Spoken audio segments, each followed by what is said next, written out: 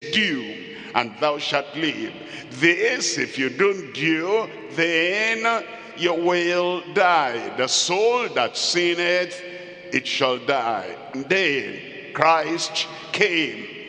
And when he came, he brought not the law of Moses. He actually came to fulfill the law of Moses. And after fulfilling that law, he now brings us into the kingdom by faith. And that gives us the gospel, gives us the grace of God. And grace and faith work godliness in our lives. And so it is no more the law, but faith. And faith deals with the promises of God.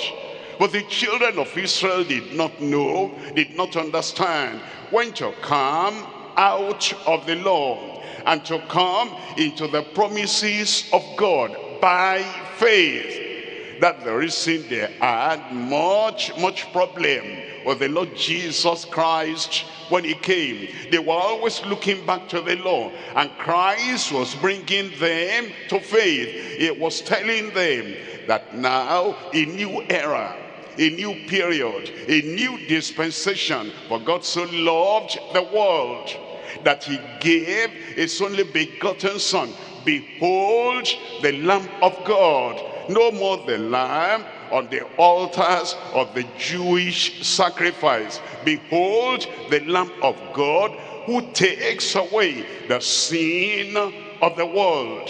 And then Jesus the Messiah, Jesus the righteous, Jesus the Redeemer came, that he, not the lamb, not the animal, that he, Christ, is the one to save us from sin.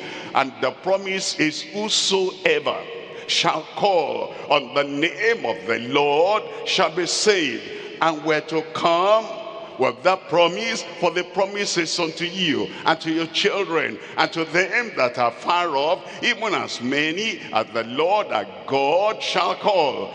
By believing the promise of God, by having faith in the provision of God, we come into the kingdom and we come to Christ. And that is what transforms our lives, that whosoever be in Christ is a new creature. Old things pass away. Becomes new, lifestyle becomes new, and the disposition we have, everything becomes new, because, not because we're in Genesis, the time of conscience, not because we're in Exodus chapter 20, all through to Malachi, the time of the law, but because we're now in the dispensation of grace, and the grace of God works in our lives.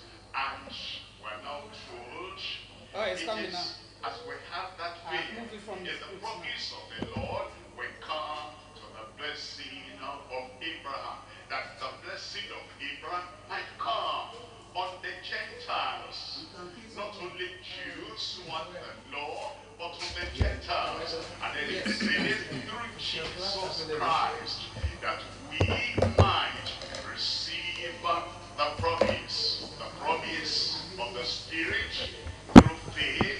La promesse. That's why tonight we're looking at this passage, Galatians chapter 3, verses 13 to 29. Nous allons voir le passage qui est de Galates 3, du verset 13 à 29. Nous voyons la supériorité de la promesse de foi. Quand nous parlons de la supériorité, on compare deux choses, que ceci est plus élevé que l'autre.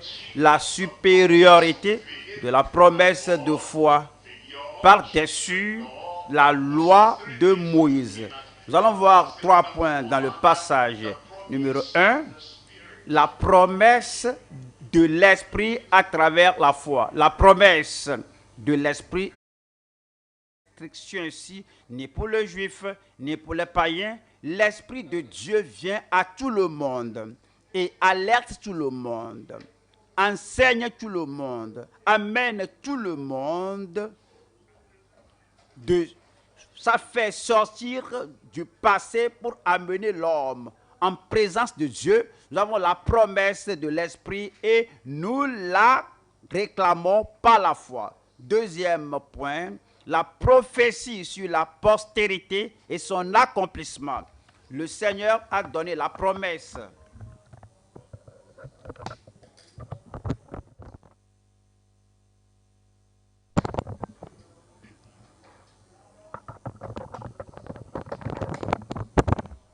La promesse est donnée à la postérité qui est Christ. Alors Christ est venu. Troisième point maintenant, c'est l'objectif du pédagogue en vue. Allons maintenant au premier point. Premier point qui est la promesse de l'Esprit à travers la foi. Allons à ces deux versets qui sont Galates 3, verset 13. Christ nous a rachetés de la malédiction de la loi. Il l'a déjà fait. Lorsqu'il est allé à la croix, lorsqu'il est mort pour nous à la croix, et lorsqu'il a dit « tout est accompli », lui, il nous a rachetés de la malédiction de la loi. Il nous a rachetés de la condamnation de la loi. Il nous a rachetés de toutes les conséquences de la loi violée. Christ nous a rachetés de la malédiction de la loi, étant devenu malédiction pour nous, car il est écrit « maudit est quiconque est pendu au bois ». Pourquoi l'a-t-il fait pour nous? Verset 14. Afin que la bénédiction d'Abraham eût pour les païens son accomplissement en Jésus-Christ et que nous reçussions par la foi l'Esprit qui avait été promis. Nous allons voir 3 points ici. Numéro 1, la promesse du salut à travers la foi en Christ. Afin que nous reçussions la promesse. Quelle promesse? La promesse du salut. 2, la possession de la sanctification à travers la foi et la consécration. Le Seigneur lui-même a fait la provision pour toutes choses. Numéro 1, pour notre salut. Numéro 2, pour notre sanctification à travers la foi. La foi que nous avons en lui, lorsque nous venons à lui et que nous laissons tout sur l'autel. Et ça, c'est la consécration. Et 3, ici, c'est la puissance de l'Esprit pour la productivité dans sa commission. Nous avons tout cela dans la promesse de l'Esprit. Le salut, c'est la promesse de l'Esprit, la sanctification à travers la foi et la consécration et la puissance du Saint-Esprit, la puissance de l'Esprit pour la productivité dans sa commission. Voyons maintenant la première partie. Première partie ici, c'est la promesse du salut à travers la foi en Christ. Voyons Romains chapitre 10, verset 8. Romains 10, verset 8. Que dit-elle donc? La parole est près de toi, dans ta bouche et dans ton cœur. Or, c'est la parole de la foi que nous prêchons. Pour que quelqu'un ait le salut, la personne doit entendre parler de Christ le Sauveur. On doit connaître la promesse de Christ le Sauveur. On doit connaître comment le processus est fait, comment venir au salut, comment être sauvé. Il y a des prédicateurs qui prêchent le salut, mais ils vont passer 90% du temps à parler de la loi, à parler du péché, à parler du mal dans le monde. Et puis ils vont passer 5 minutes pour parler de la foi. Ce n'est pas une bonne proportion. Nous parlons de Christ, nous parlons de la foi, nous parlons du processus par lequel les gens viennent au Seigneur. Mais si on prêche le péché, toujours le péché, la condamnation, la culpabilité et la condamnation et la damnation, on passe tout le temps. Et puis la personne dit d'accord, Christ peut te sauver, viens au Seigneur maintenant. Ce n'est pas comment il faut présenter le salut. Et c'est dit que dit-elle donc? La parole est près de toi, dans ta bouche et dans ton cœur. Or, c'est la parole de la foi. Nous devons faire connaître aux pécheurs que le salut est disponible maintenant, que quiconque invoque le nom du Seigneur sera sauvé.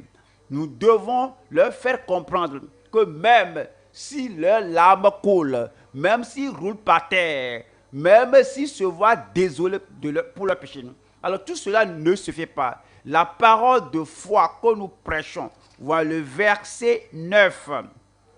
Si tu confesses de ta bouche le Seigneur Jésus, maintenant, le pécheur confesse le péché chaque jour du mois, de l'année. Le pécheur confesse, il revient, se rappelle un autre, il confesse. Ce n'est pas ce que dit l'Écriture.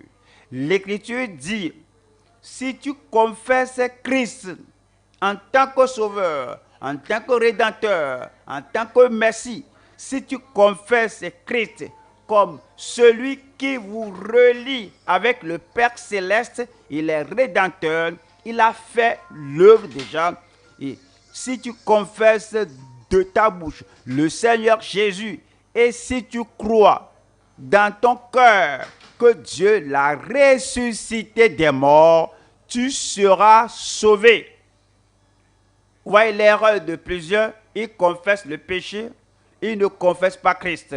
Le Sauveur, le Rédempteur, celui qui est bon pour nous, il a la conviction, il a amené le péché, leur condamnation, mais ils n'ont pas la conviction au sujet de Christ qui est mort, au sujet de Christ qui est cloué à la croix et qui a ôté tous nos péchés. Le verset 10. Car c'est en croyant du cœur qu'on parvient à la justice. Ce n'est pas par les efforts, ce n'est pas en essayant, ce n'est pas en essayant de se présenter bon. Non, car c'est en croyant du cœur qu'on parvient à la justice et c'est en confessant de la bouche qu'on parvient au salut. Voyons. Verset 13 dit, car quiconque, ceux qui s'étaient approfondis dans le péché, qui s'étaient élevés dans le péché, quiconque invoquera le nom du Seigneur sera sauvé. Vous voyez, il y a des gens qui s'étonnent que toutes ces croisades contiennent. Et puis, vous dites que vous voulez recevoir le Seigneur comme ton sauveur personnel. Et puis, on te dit, mais tu veux recevoir Christ, lève ta main et viens à Christ ici. Et ces gens ne pleurent pas, ils ne roulent pas par terre. Alors, on n'a même pas le rappel de tout péché commis lorsqu'il était jeune jusqu'à ce temps-ci. Ils se tiennent debout, ils disent, oui Seigneur, je te donne mon cœur, je confesse que maintenant tu es mon sauveur.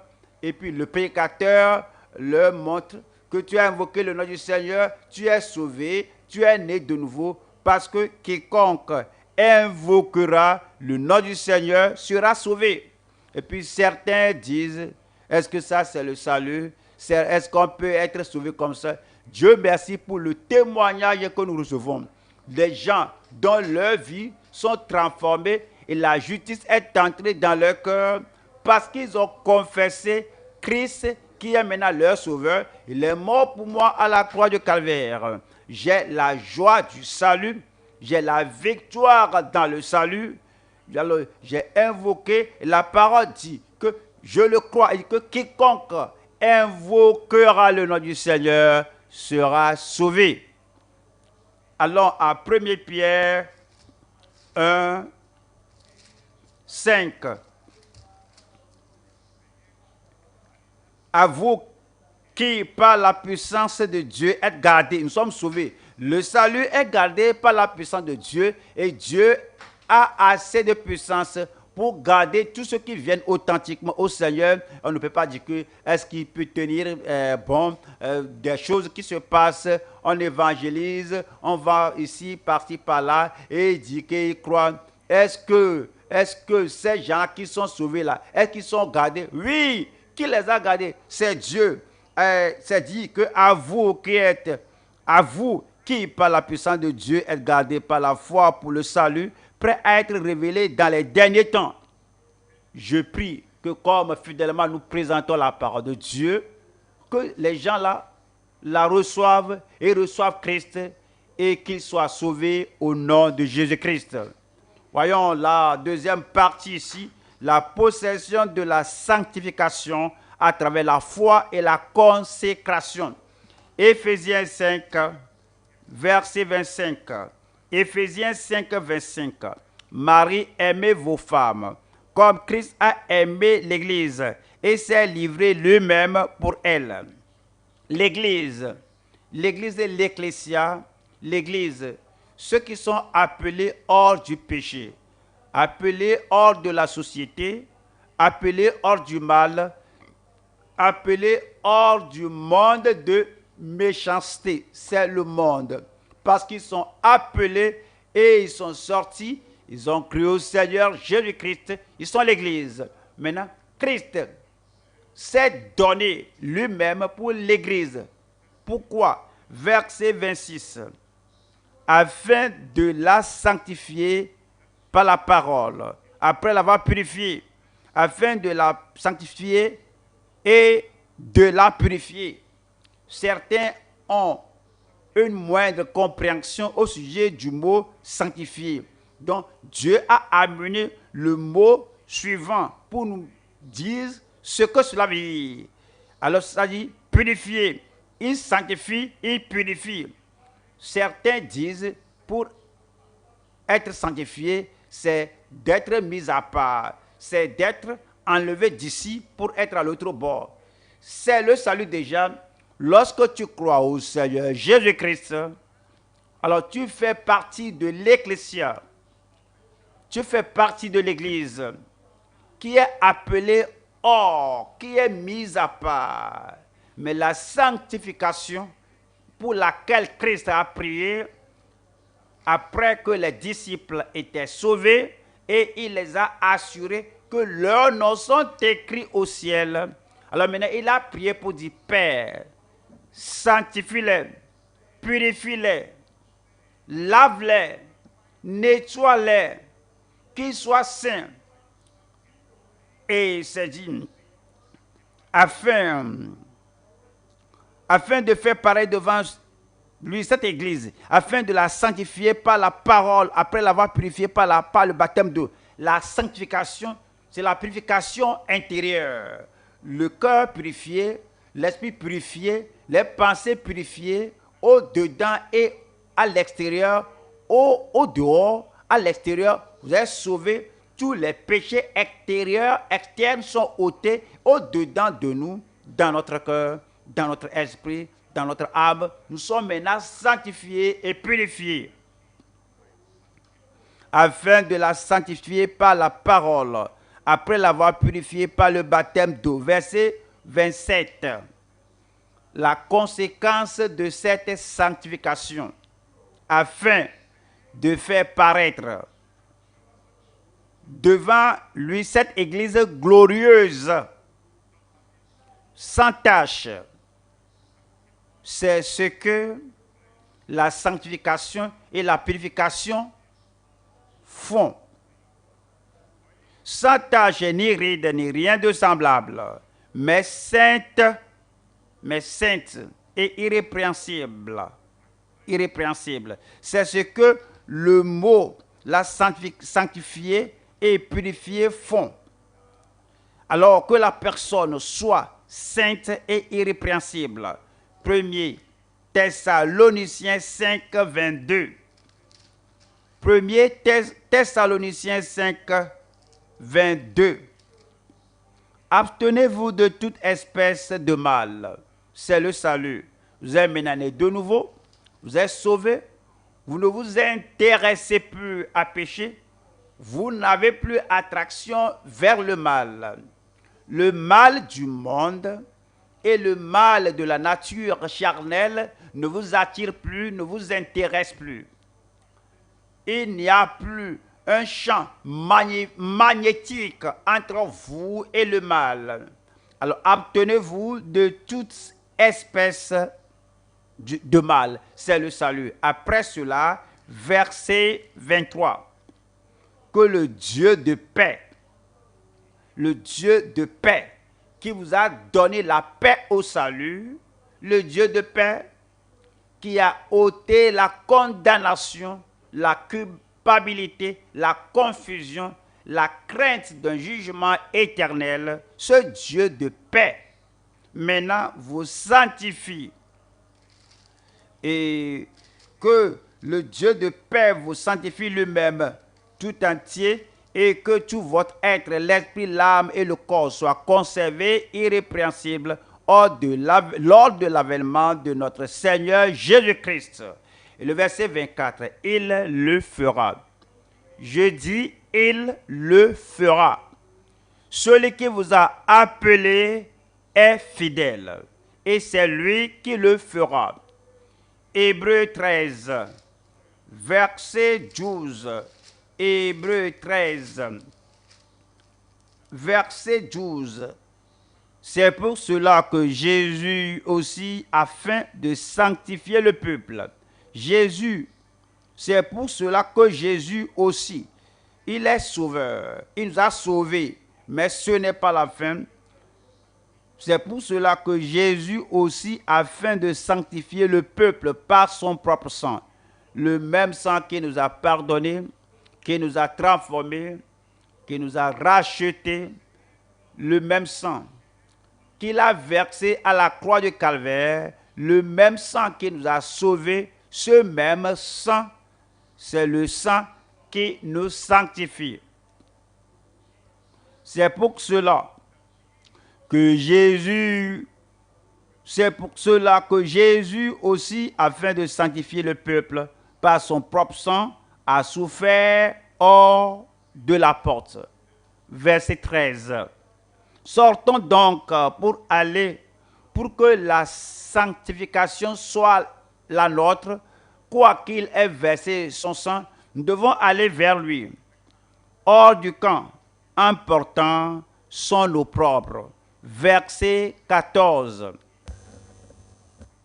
Car nous n'avons point ici-bas de cité permanente, mais nous cherchons celle qui est à venir. Acte 15, verset 9. Acte 15, 9. Il ne met aucune différence entre nous et les Juifs. Acte 15, 9. Acte 15 et 9. Dieu n'a fait aucune différence entre nous et eux, ayant purifié leur cœur par la foi. Ayant purifié leur cœur par la foi. C'est ainsi que nous sommes sanctifiés. C'est ainsi qu'on reçoit la purification du cœur par la foi. Allons à la troisième partie ici.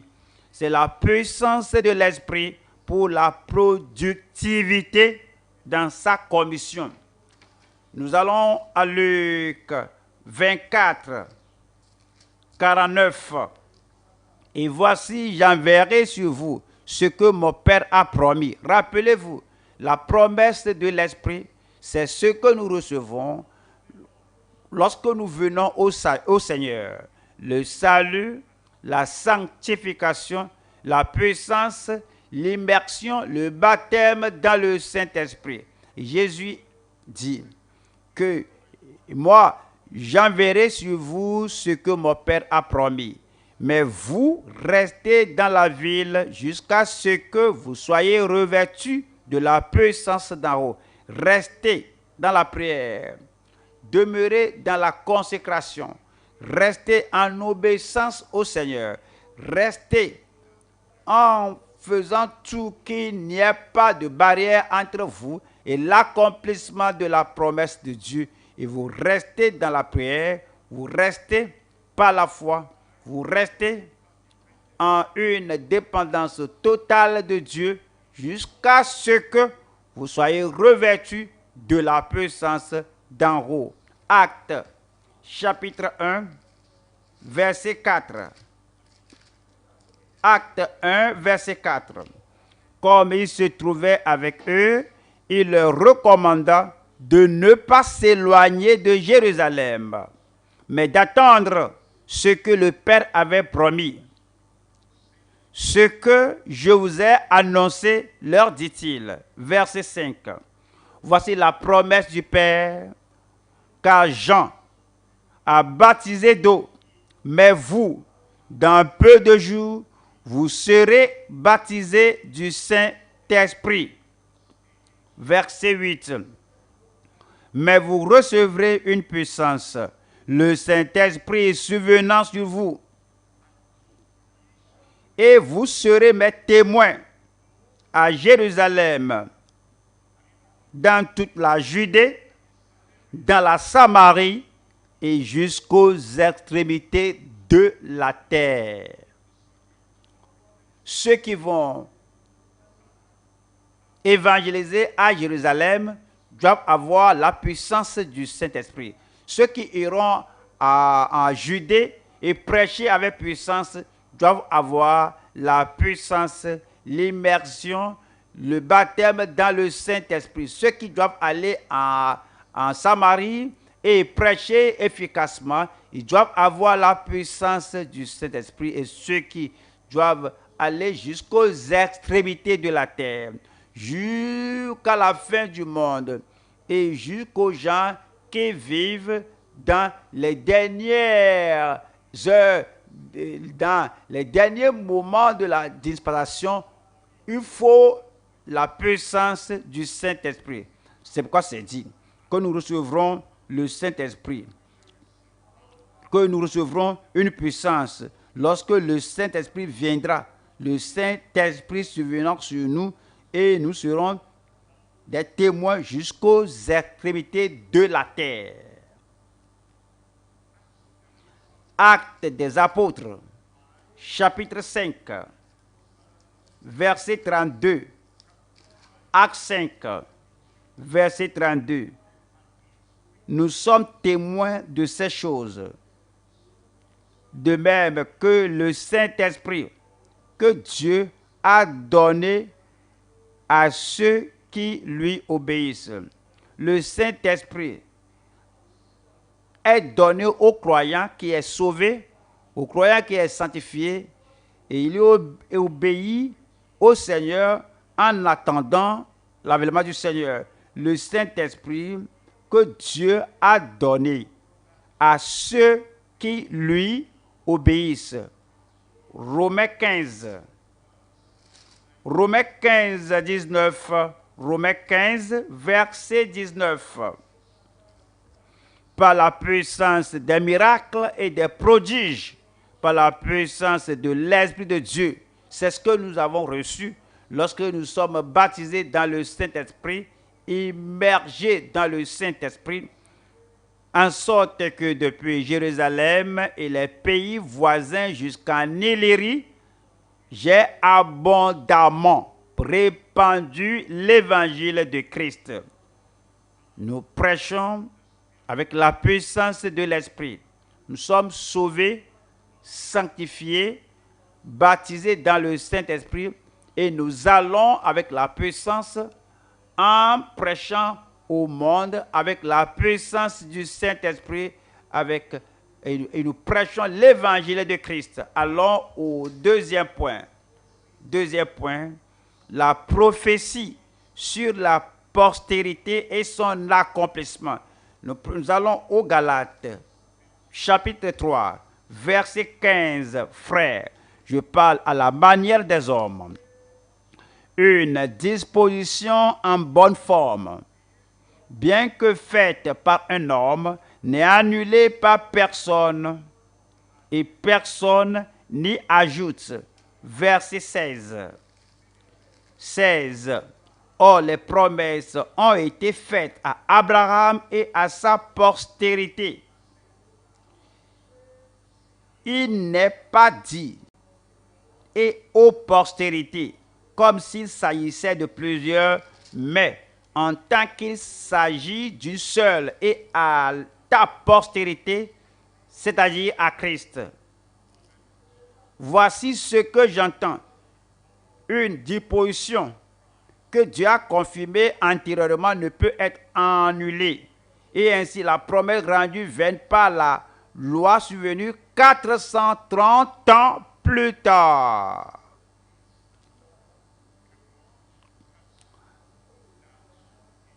ceci ne peut jamais annuler la promesse. Verset 18. Car si l'héritage venait de la loi, il ne viendrait plus de la promesse. L'héritage que nous avons, la promesse que nous avons, la provision que nous avons, si cela est de la loi, donc cela ne peut être par promesse, mais Dieu l'a donné à Abraham par promesse. Verset 19. Pourquoi donc la loi? Elle a été donnée ensuite à cause des transgressions jusqu'à ce que vint la postérité à qui la promesse avait été faite. Elle a été promulguée par des anges au moyen d'un médiateur. Verset 20.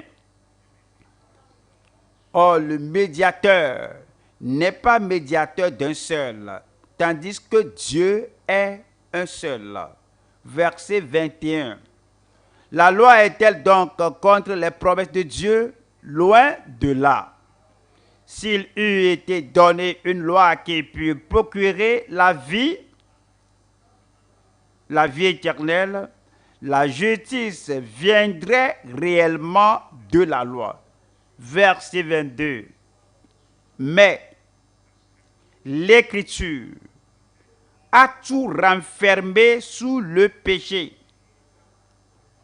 Tous ont péché et sont privés de la gloire de Dieu. L'Écriture a conclu, a tout renfermé sous le péché afin que ce qui avait été promis, la promesse par la foi, afin que ce qui avait été promis fût donné par la foi en Jésus-Christ à ceux qui croient, juifs ou païens, à ceux qui croient, tout le monde dans le monde, à ceux qui croient.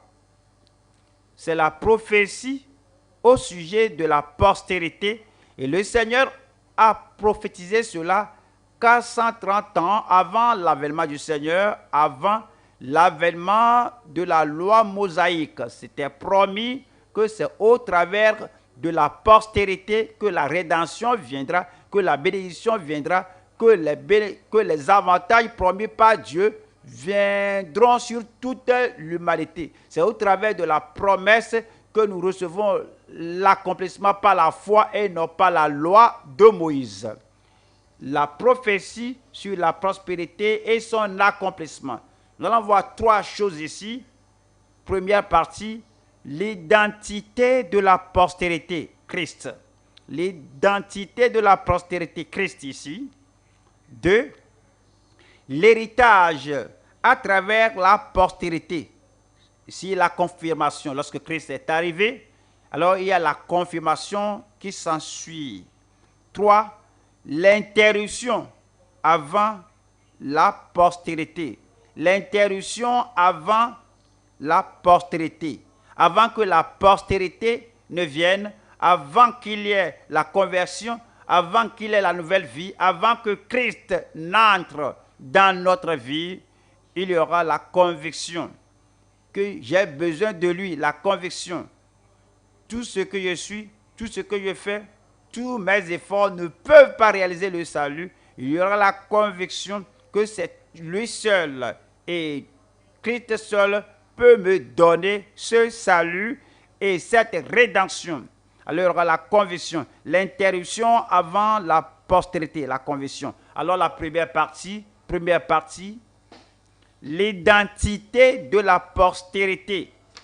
Galates 3, verset 16.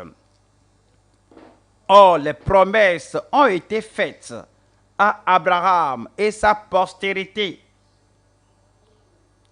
Il n'est pas dit et aux postérités comme s'il s'agissait de plusieurs, mais en tant qu'il s'agit d'une seule.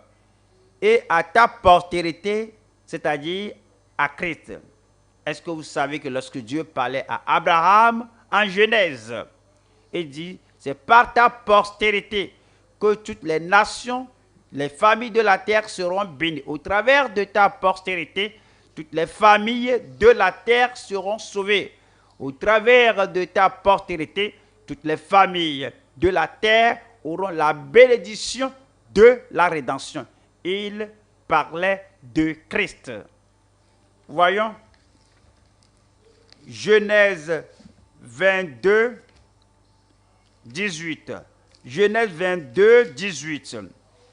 Toutes les nations de la terre seront bénies en ta postérité. Vous voyez, singulier, en ta postérité. L'Esprit de Dieu, au travers de Paul, nous dit que cette postérité n'est pas Isaac, n'est pas Jacob. Ce n'est ni les 12 patriarches. C'est Christ, c'est l'identité de la postérité. Toutes les nations de la terre seront bénies en ta postérité, parce que tu as obéi à ma voix. Actes, chapitre 3, verset 25. Acte 3, verset 25. Vous êtes les fils des prophètes et de l'alliance que Dieu a traitée avec nos pères, en disant à Abraham,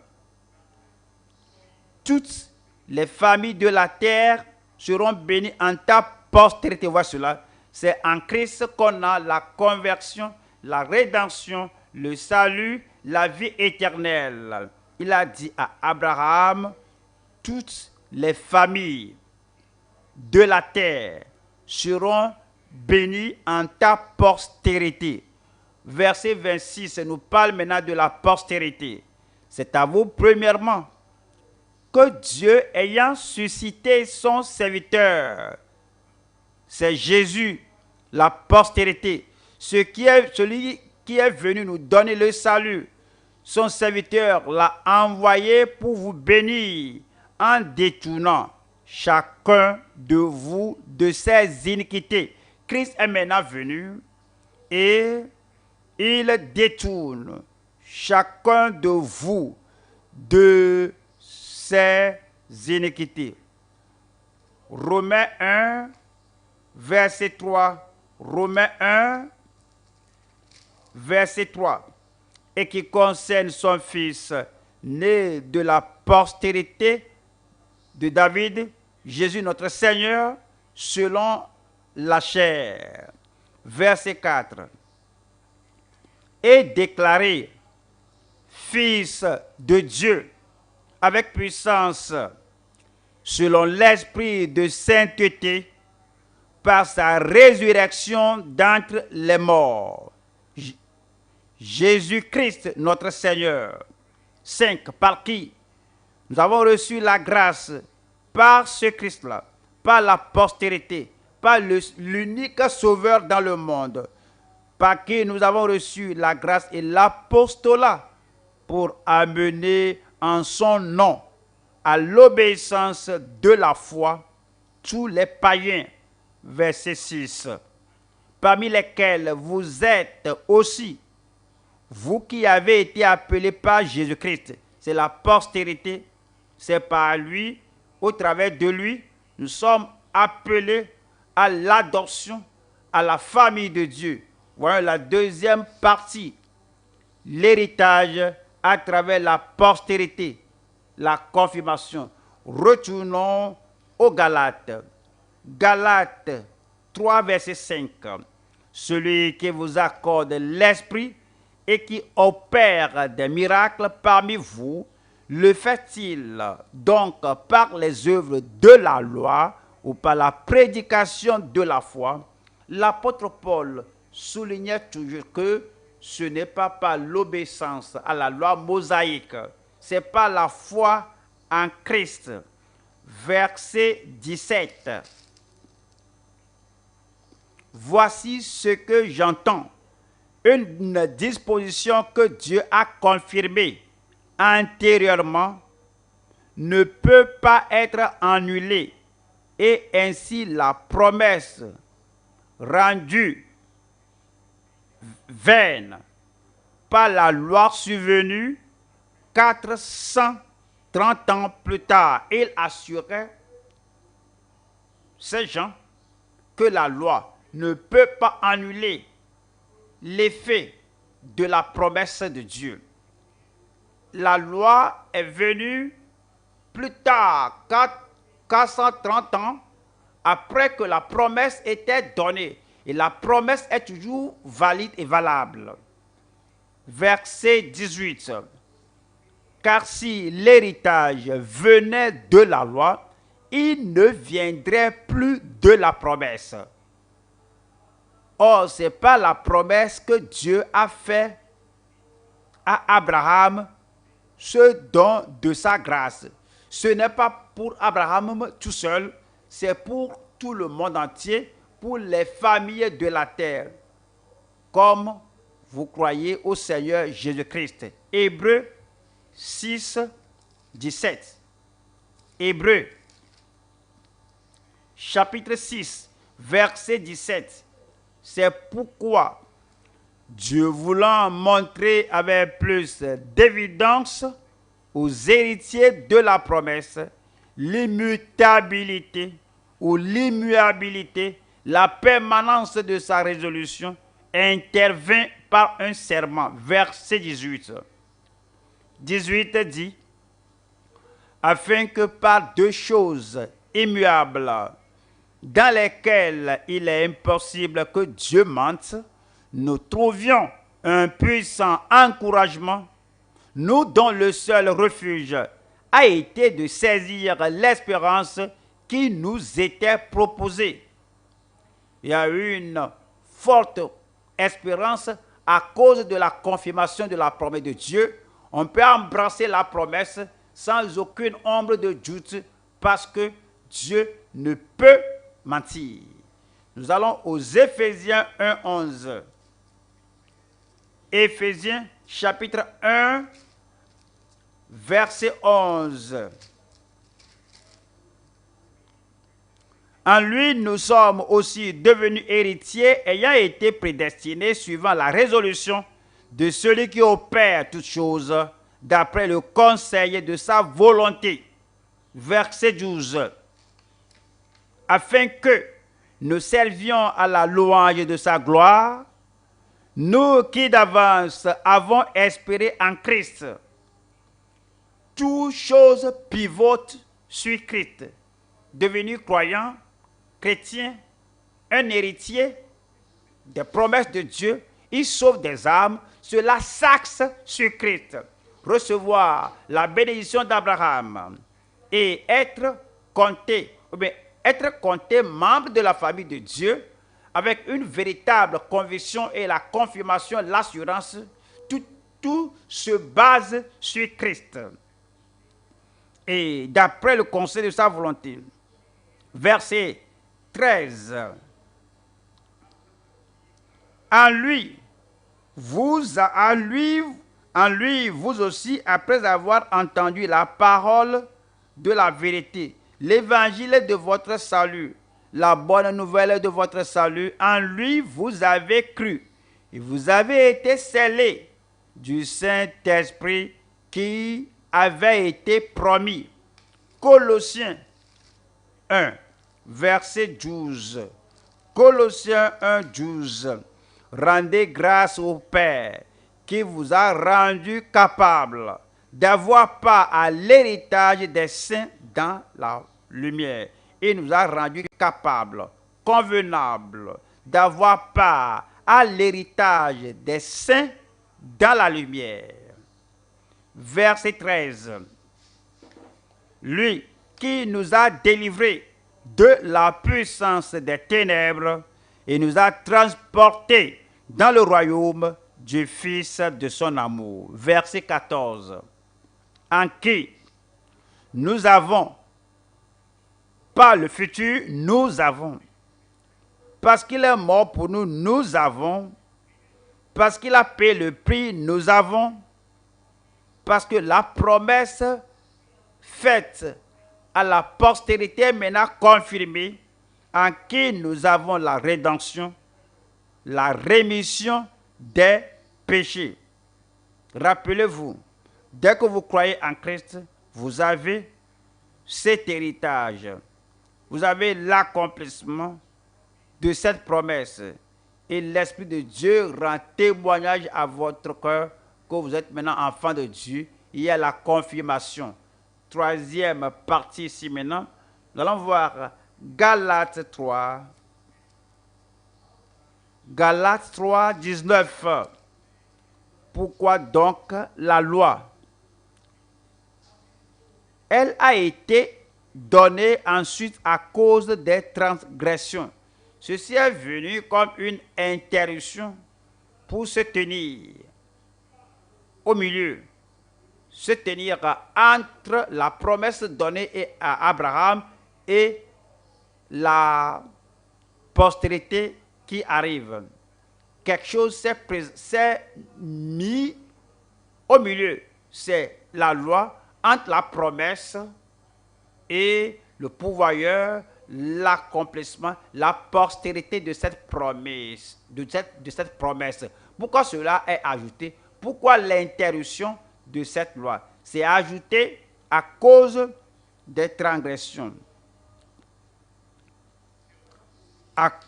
C'est ajouté à cause de la transgression. Et jusqu'à ce que vint la postérité à qui la promesse avait été faite. C'était là de façon intérimaire et c'était là pour une interruption, mais Christ, le Rédempteur, est maintenant venu jusqu'à ce que vint la postérité à qui la promesse avait été faite. Elle a été promulguée par des anges au moyen d'un médiateur. C'est-à-dire que la loi là a été donnée au travers de la médiation des anges. Allons aux Corinthiens. 2 Corinthiens 3, verset 7.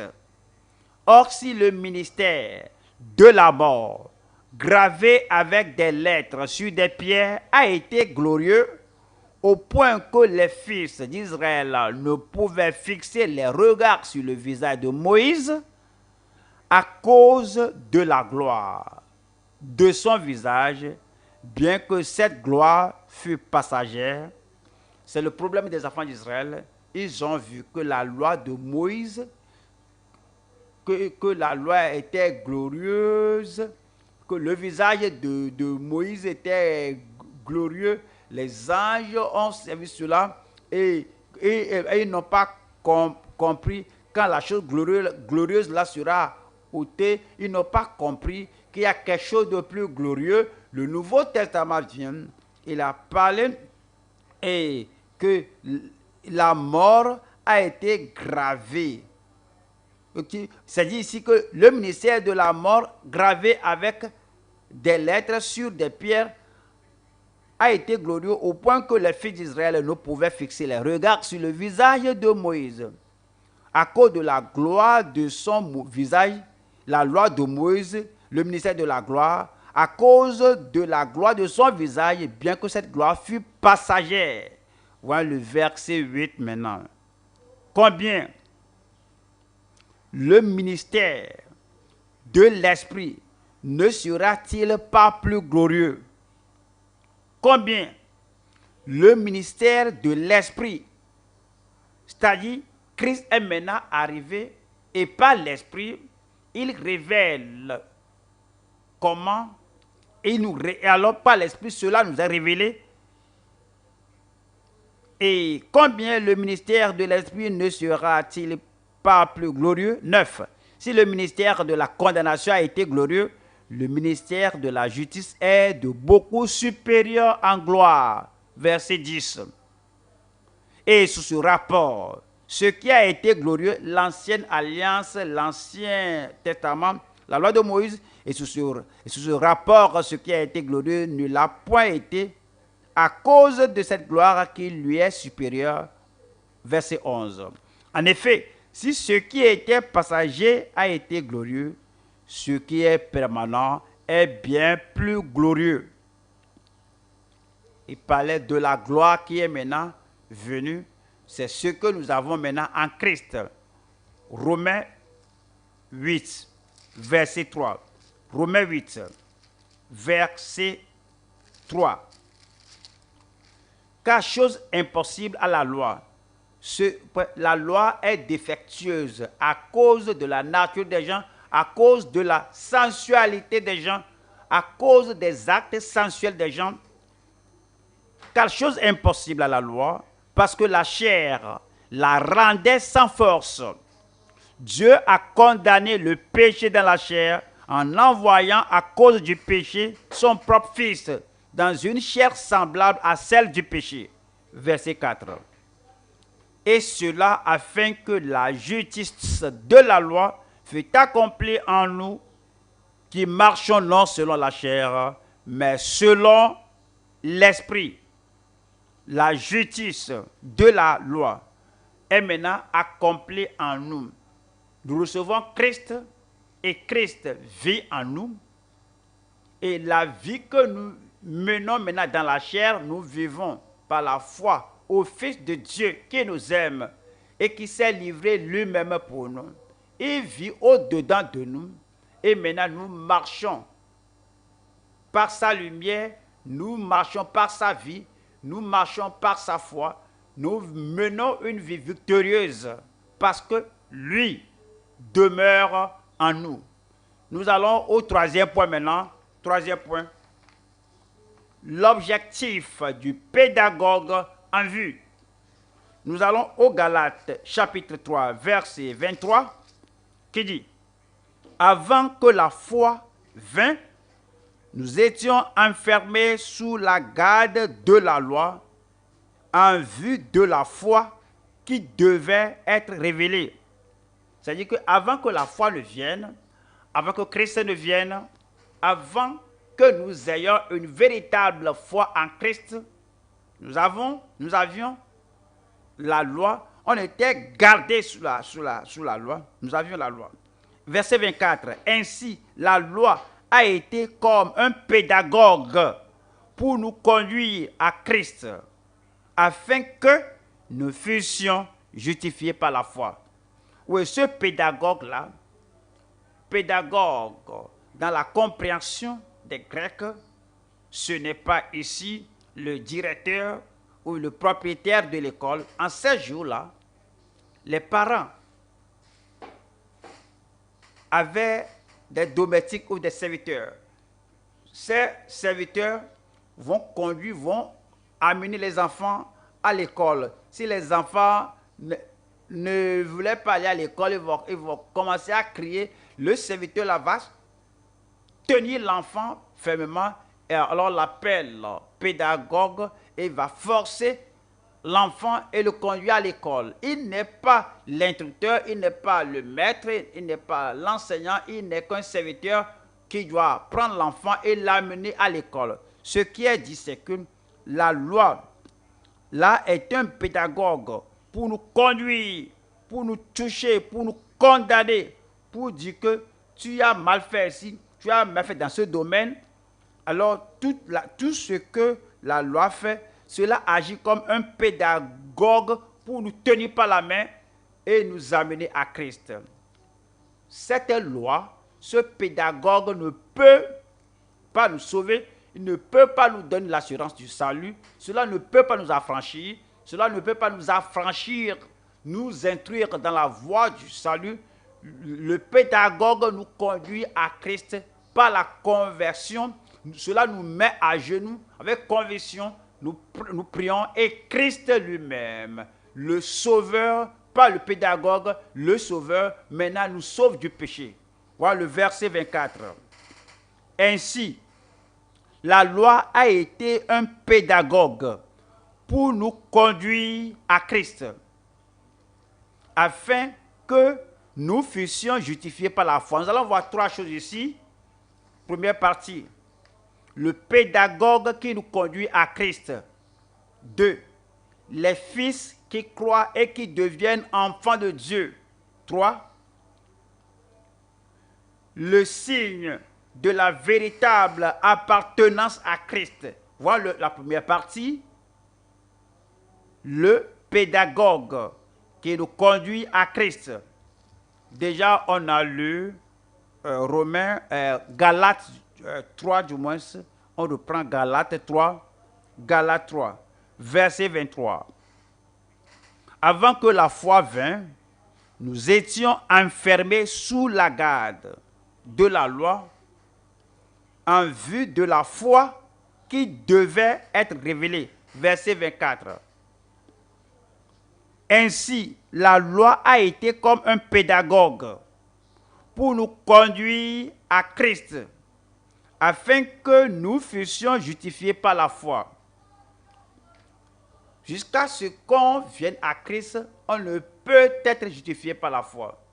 Si nous sommes seulement restés avec le pédagogue, avec la loi, avec les commandements, on ne peut jamais être justifié par la foi.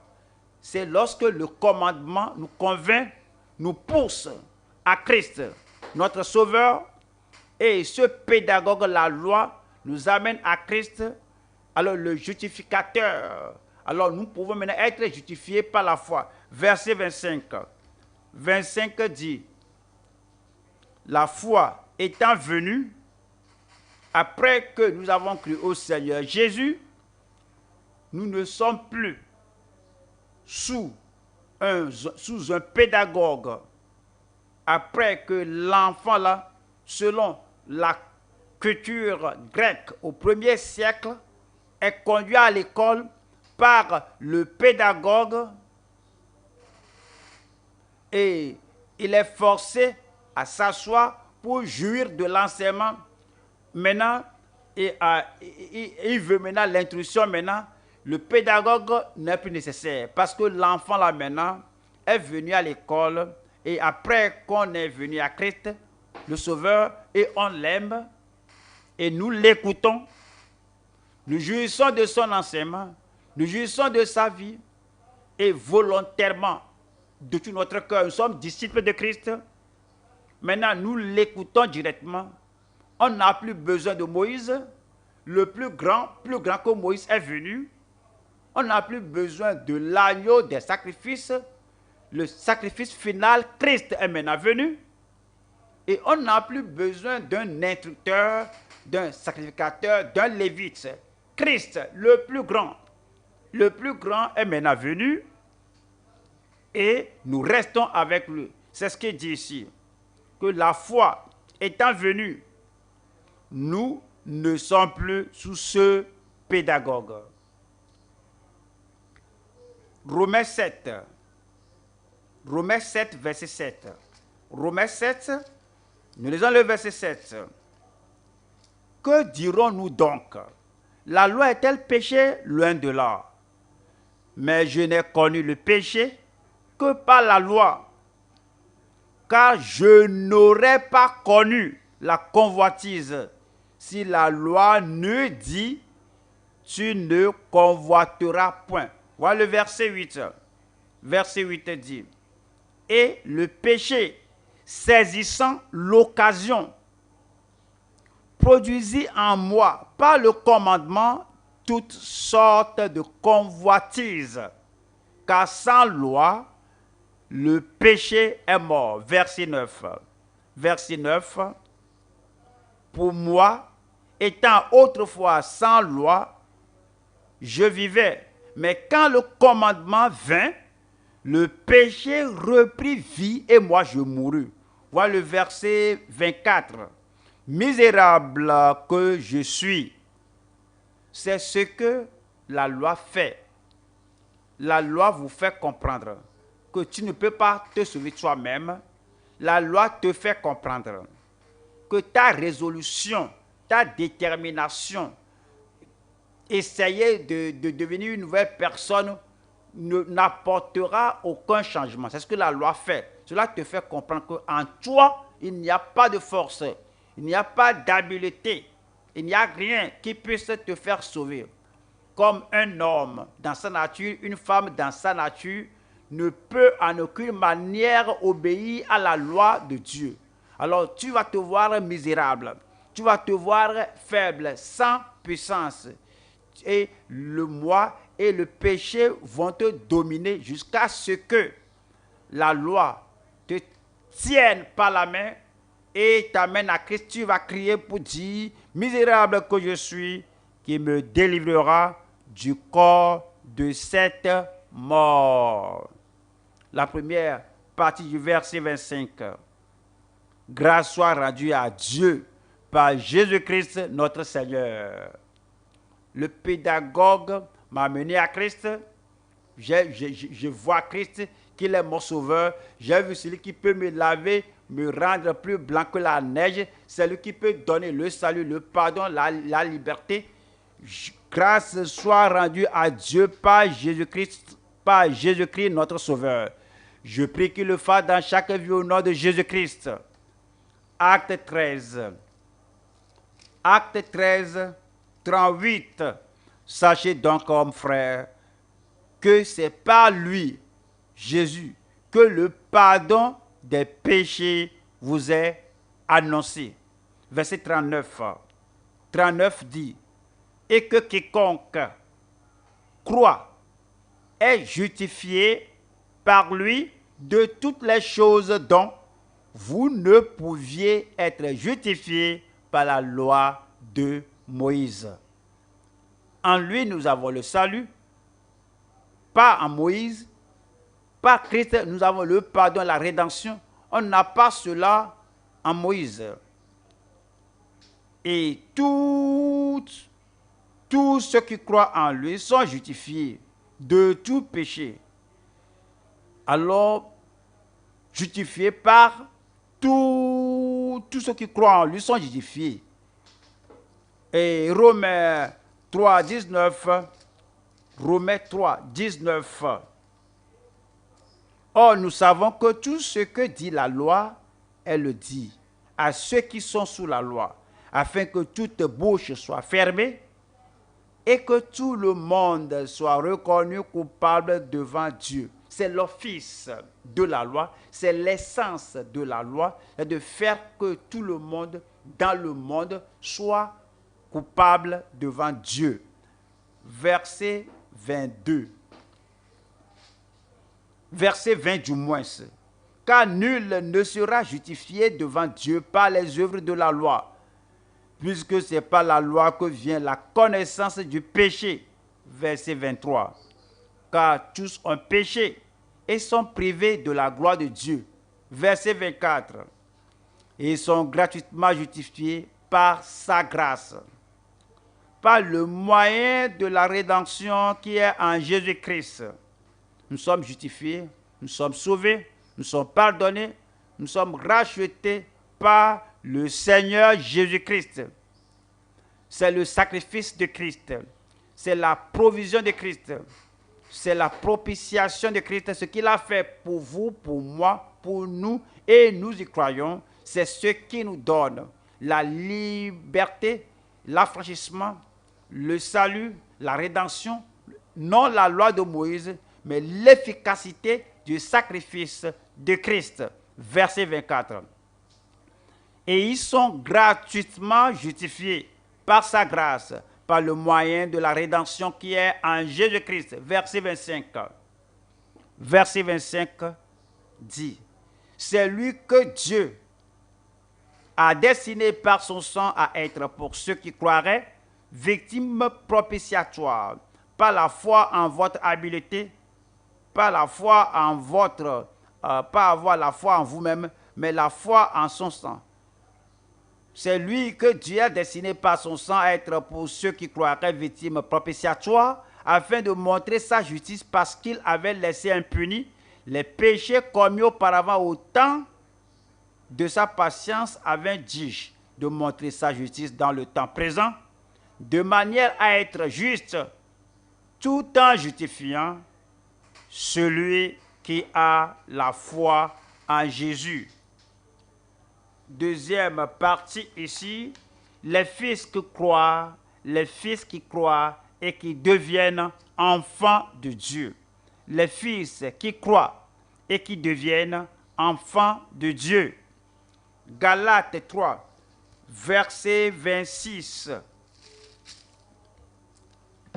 Car vous êtes tous fils de Dieu par la foi en Jésus-Christ, pas en obéissant à la loi de Moïse, mais par la foi en Christ Jésus. Ce qu'on ne pouvait pas avoir, ce que nous ne pouvons pas faire pour nous-mêmes, Christ l'a fait pour nous. Maintenant, nous sommes devenus enfants de Dieu par la foi en Christ Jésus. 2 Corinthiens 6. 2 Corinthiens 6, 16. 2 Corinthiens 6, 16. Quel rapport y a-t-il entre le temple de Dieu et les idoles? Car nous sommes le temple du Dieu vivant, comme Dieu l'a dit. J'habiterai, je marcherai au milieu d'eux. Je serai leur Dieu et seront mon peuple. Verset 17. C'est pourquoi, sortez du milieu d'eux. Sortez du milieu d'eux. Sortez des Juifs, sortez du milieu des Juifs, sortez du milieu de ceux qui dépendent de leur force, sortez du milieu de ceux qui dépendent de leur religion, qui dépendent de l'ancienne alliance. Sortez du milieu d'eux, ceux qui vivent dans le péché et qui ne viennent pas à Christ pour le salut, sortez du milieu d'eux et séparez-vous, dit le Seigneur. Repentez-vous et détournez-vous de tout péché dans votre vie. Que le pédagogue vous amène pleinement à Christ et ne touchez pas à ce qui est impur. Et je vous accueillerai. Le Seigneur accueillera tous ceux qui viennent à lui au nom de Jésus-Christ. Verset 18. Je serai pour vous un père, et vous serez pour moi des fils et des filles, dit le Seigneur Tout-Puissant. Et quelqu'un crie Amen. Romains chapitre 8, 14. Romains 8, 14. Romains 8, 14. Car tous ceux qui sont conduits par l'Esprit de Dieu, pas ceux qui sont fils de Dieu, pas ceux qui sont conduits par la loi de Moïse, pas ceux qui sont aveuglés par l'ancienne alliance, pas ceux qui sont pris par le pédagogue ou les 10 commandements, mais ceux qui sont conduits par l'Esprit de Dieu sont fils de Dieu. 15. Et vous n'avez point reçu un esprit de servitude pour être encore dans la crainte, mais vous avez reçu un esprit d'adoption par lequel nous crions Abba, Père. Verset 16. L'Esprit lui-même rend témoignage à notre esprit que nous sommes enfants de Dieu. Nous sommes enfants de Dieu. Nous sommes repentis. Nous croyons au Seigneur Jésus. Christ vient. Christ est entré, du moins, il a apporté un grand changement à notre vie. L'Esprit rend témoignage dans notre cœur. Nous sommes conduits maintenant par l'Esprit. Nous vivons selon le modèle de notre Seigneur Jésus-Christ. Nous sommes maintenant enfants de Dieu. 1 Jean 3, verset 1. 1 Jean 3, 1. Voyez quel amour le Père nous a témoigné pour que nous soyons appelés enfants de Dieu. Et nous le sommes. Si le monde ne nous connaît pas, c'est qu'il ne l'a pas connu. Verset 2. Bien-aimés, nous sommes maintenant enfants de Dieu. Avant que nous soyons au ciel, nous devons être enfants de Dieu ici avant d'aller au ciel. C'est la seule condition que nous venons par la foi en Christ et notre vie est transformée. Nous sommes transformés maintenant. Bien-aimés, nous sommes maintenant enfants de Dieu. Et ce que nous serons n'a pas encore été manifesté, mais nous savons que lorsque cela sera manifesté, nous serons semblables à lui parce que nous le verrons tel qu'il est. Verset 3. Quiconque a cette espérance en lui se purifie comme lui-même est pur. Puisse le Seigneur vous purifier, qu'il vous lave, qu'il rende votre vie ce qu'elle doit être en tant qu'enfant de Dieu, par la foi au nom de Jésus-Christ.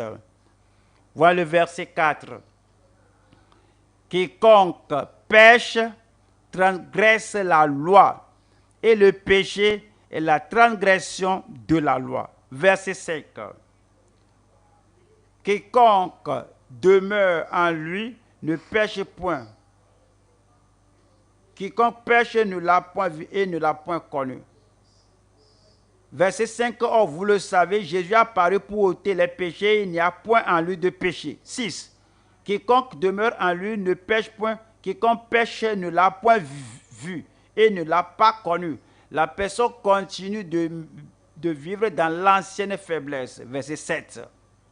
Petits enfants, que personne ne vous séduise. Celui qui pratique la justice est juste, comme lui-même est juste. Verset 8. Celui qui pêche est du diable, car le diable pêche dès le commencement. Le Fils de Dieu apparu afin de venir faire en nous, afin de faire pour nous ce que la loi de Moïse ne pouvait faire. La loi de Moïse ne pouvait nous transformer, nous pouvait transformer notre caractère, notre personnalité. La loi de Moïse ne pouvait pas nous faire marcher dans la voie du Seigneur, mais c'est dit ici que le Fils de Dieu a apparu afin de détruire les œuvres du diable. Verset 9. Quiconque est né de Dieu ne pratique pas le péché, parce que la semence de Dieu demeure en lui, et il ne peut pécher parce qu'il est né de Dieu. Nous lisons le verset 10 maintenant. C'est par là que se font reconnaître les enfants de Dieu et les enfants du diable. Quiconque ne pratique pas la justice n'est pas de Dieu, non plus que celui qui n'aime pas son frère. Nous allons à la troisième partie. Le signe de la véritable appartenance à Christ. Le signe de la véritable appartenance à Christ. Nous allons aux Galates. Galates 3, 27. Vous tous qui avez été baptisés en Christ, pas baptisés d'eau, mais baptisés en Christ, immergés en Christ, moi en vous, vous en moi, afin que le Père soit glorifié. Vous tous qui avez été baptisés en Christ, vous avez revêtu Christ. Verset 28. Il n'y a plus ni juif ni grec. Si vous êtes baptisés en Christ, immergés en Christ, alors juif ou grec, vous êtes les mêmes. Il n'y a plus ni esclave ni libre. Si vous êtes baptisés en Christ, vous êtes les mêmes. Il n'y a plus ni homme ni femme. Homme sauvé, femme sauvée, la même nouvelle vie. Car tous vous êtes un en Jésus-Christ. Verset 29. Et si vous êtes à Christ, si vous lui appartenez, vous êtes donc la postérité d'Abraham, héritier selon la promesse. Nous nous revêtons Christ. Éphésiens 4, 23. Éphésiens 4, 23. À être renouvelé dans l'esprit de votre intelligence. On peut venir maintenant à Christ.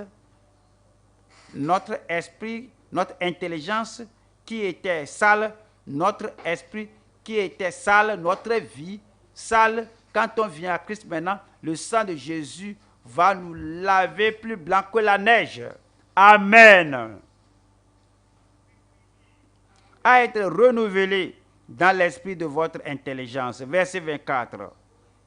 Et à revêtir l'homme nouveau. Alors, dépouillez-vous du vieil homme et à revêtir l'homme nouveau créé selon Dieu dans une justice et une sainteté que produit la vérité. C'est pour tout le monde. Quiconque vient au Seigneur, quiconque invoque le Seigneur, quiconque croit au Seigneur, le Seigneur va ôter la culpabilité, la condamnation, la saleté et l'impossibilité, la déficience seront ôtées et il nous donnera sa justice. Et puis, nous revêtons l'homme nous revêtons l'homme nouveau créé selon Dieu dans une justice et une sainteté que produit la vérité.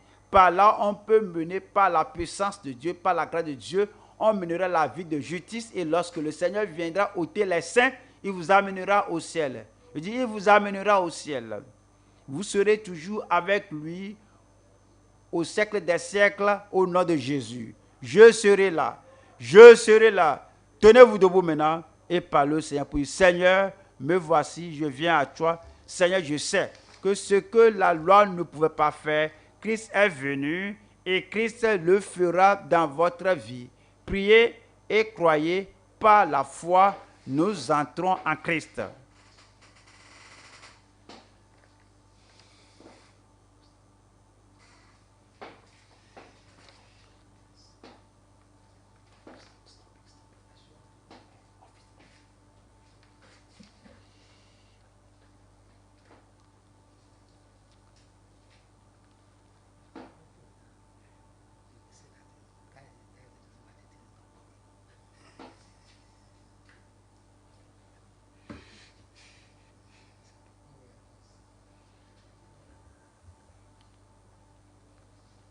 On a reçu la révélation de la parole qu'il est venu. C'est la révélation de Christ. Notre héritage spirituel en Christ. L'accomplissement des promesses de Dieu. Apprécions pour une profonde révélation que le Seigneur nous a donnée ce soir. Bénissons le nom du Seigneur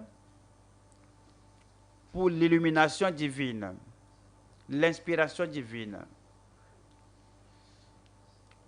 Le Seigneur nous a révélé bien de choses cette nuit au sujet du Seigneur Jésus-Christ, la supériorité de Christ. Disons au Seigneur que nous sommes reconnaissants. Au nom de Jésus, nous prions. La Bible a dit, Paul a dit que j'ai été crucifié avec Christ. Et si je vis, ce n'est plus moi qui vis, mais Christ vit en moi. Et la vie que je mène maintenant, je vis par la foi au Fils de Dieu qui s'est livré pour moi et qui est mort pour moi. Nous allons prier que ce qui a fait de Christ ce qu'il était, c'est la foi en le Fils de Dieu. Nous allons prier cette nuit que Dieu mette la même foi en nous. Demandons la foi pour le salut, la foi qui nous éloigne de la vie du péché, la foi pour la sanctification, la foi qui nous sanctifie et nous purifie, la foi pour la puissance du Saint-Esprit, la foi du Fils de Dieu, la foi pour la fécondité spirituelle, la foi pour gagner des âmes, la foi pour la fécondité ministérielle, c'est la foi au Fils de Dieu. Prions que la foi qui a fait de Paul ce qu'il était et l'a aidé à faire ce qu'il a fait, prions que le Seigneur mette la même foi en nous, qu'à partir de ce jour, nous allons croire, nous allons avoir la foi au Fils de Dieu. Prions, Seigneur, la foi que tu as mis en Paul et au travers du salut, alors cela a conduit Paul à être un homme saint et il a écrit aux Thessaloniciens, vous étiez témoins et Dieu l'est aussi, comment nous nous comportons de façon sainte et pieuse devant vous. Tout ce c'est pas la foi au Fils de Dieu. Apprécions le Seigneur, lui disant, Seigneur, fais la même chose en nous. Il dit, tout ce que je le fais par la puissance de l'Esprit de Dieu, c'est la foi au Fils de Dieu. Prions que nous opérons, que nous vivions par cette foi, que la foi au Fils de Dieu qui a fait des saints antiques ce qu'il était, que le Seigneur fasse la même chose en nous, qu'il plante la même foi dans notre cœur. Au nom de Jésus, nous prions. Amen. La Bible a dit que la Bible nous a dit, comme on l'a lu, que quiconque est né de Dieu ne pêche pas, parce que la semence de Dieu demeure en lui. Nous allons prier Dieu que la semence qui nous est révélée, qui est Christ, que cette semence demeure en nous dans sa plénitude. C'est le secret de la vie chrétienne, la vie victorieuse. Christ vivant en nous par la foi, Christ qui habite en nous par sa plénitude, la plénitude de sa grâce, de sa puissance, de sa capacité, la plénitude de tout ce qu'il est. Alors prions que Christ, la semence, demeure en nous, la postérité, Christ, la semence, qu'il demeure en nous, qu'il vive en nous, que cela s'accomplisse en nous, que le Christ vive en nous. Au travers de lui, nous serons en mesure de mener la vie chrétienne et jouir de l'héritage que nous avons en Christ. Prions que Christ, oui, la postérité, qui est la semence, demeure en nous, qui demeure en nous, dans sa plénitude, qui demeure en nous, avec sa puissance, que Christ vive en nous par la foi, en tant que postérité, en tant que la semence qui vive en nous, et que nous soyons en mesure de jouir de toutes les provisions du calvaire. Prions que cela s'accomplisse en nous, que cela se concrétise en nous, que Christ demeure en vous par la foi. La prière de Paul pour les